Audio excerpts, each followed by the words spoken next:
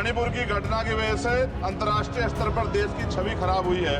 मुझे ऐसा लगता है ये तभी होता है जब सरकार को कुर्सी से ज्यादा प्यार होता है। न्यूनतम समर्थन मूल्य किसानों को मिले, बिजली के बिल माफ हो, किसानों का कर्ज माफ हो। सरकार को समझना होगा कि किसान मजबूत होगा तभी देश की अर्थव्यवस्था मजबूत होगी। SC/ST का प्रमोशन में रिजर्वेशन नहीं दिया जा रहा है, उल्टा निजीकरण करके नौकरी खत्म की जा रही है, बैकलॉग नहीं भरा जा रहा है, पुरानी पेंशन बहाल नहीं की जा रही है। आज SC/ST पे एट्रोसिटी बढ़ रही है, जातिगत भेदभाव की वजह से बारातें रोकी जा रही हैं। अभी हाल ही की घटनाओं में कई ऐसी घटनाएं हुई हैं उत्तर प्रदेश में जहां जातिगत अपमान हुआ है। सभापति जी, मणिपुर देश का अभिन्न अंग है, वहां महिलाओं एवं बच्चों की सुरक्षा सुनिश्चित की जाए। यह केवल एक राज्य का नहीं बल्कि यह मुद्दा देश की अस्मिता और गरिमा से जुड़ा हुआ है। अतः वहां शांति व्यवस्था बहाल कर महिलाओं एवं बच्चों को सुरक्षित माहौल प्रदान किया जाए। मणिपुर की घटना की वजह से अंतर्राष्ट्रीय स्तर पर देश की छवि खराब हुई है। मुझे ऐसा लगता है ये तभी होता है जब सरकार को कुर्सी से ज्यादा प्यार होता है और जनता के हित से कम प्यार होता है। न्यूनतम समर्थन मूल्य किसानों को मिले, बिजली के बिल माफ हो, किसानों का कर्ज माफ हो। सरकार को समझना होगा कि किसान मजबूत होगा तभी देश की अर्थव्यवस्था मजबूत होगी। खाद पर सब्सिडी बढ़ाई जाए, यूरिया नहीं मिल रहा है, खाद का वितरण पारदर्शिता लाई जाए। यदि समय रहते सरकार ने संज्ञान नहीं लिया तो वो दिन दूर नहीं कि देश में खाद्य संकट हो जाएगा। महोदया, गया में महाबोध विहार प्रकरण जो है, वहां से बुद्ध समाज में चिंता है और आक्रोश भी है। सरकार उसका हल करे, बौद्धिस्टों को उनका हक दे, जैन समाज की भावना का भी सम्मान रखे और ईसाइयों में भी हमले बंद हो और बहुजन महापुरुषों के विचारों को कार्य और पाठ्यक्रम में शामिल किया जाए। आज SC/ST पे एट्रोसिटी बढ़ रही है, जातिगत भेदभाव की वजह से बारातें रोकी जा रही हैं।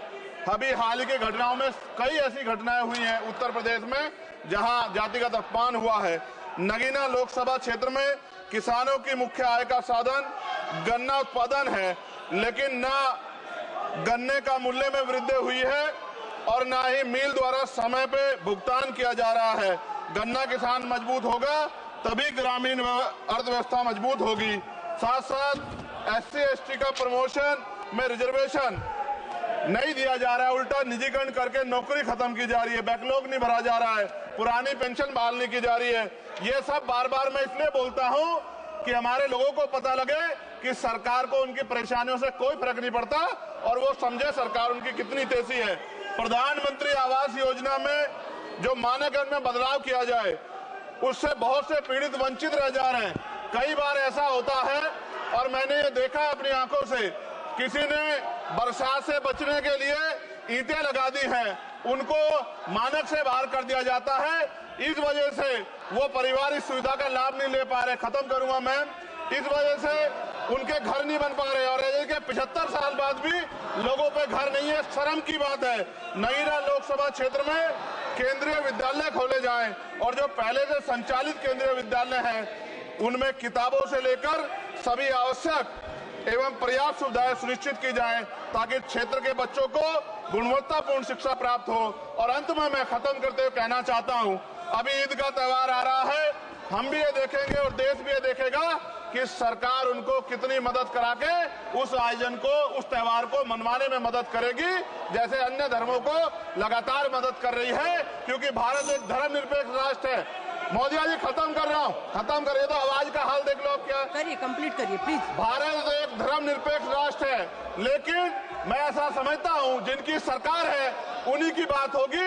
मुसलमानों की, जैनों की, सिखों की, रविदासियों की और बौद्धिस्टों की जो आंदोलन कर रहे हैं और पुलिस लाठी मार रही है, मैं समय रहते चेतित कर रहा हूँ। सरकार को चिंता करनी चाहिए कि बौद्धिस्टों का अपमान ज्यादा दिन बौद्धिस्ट बर्दाश्त नहीं करेंगे। महाबोध विहार हमारा हक है और वो देना पड़ेगा।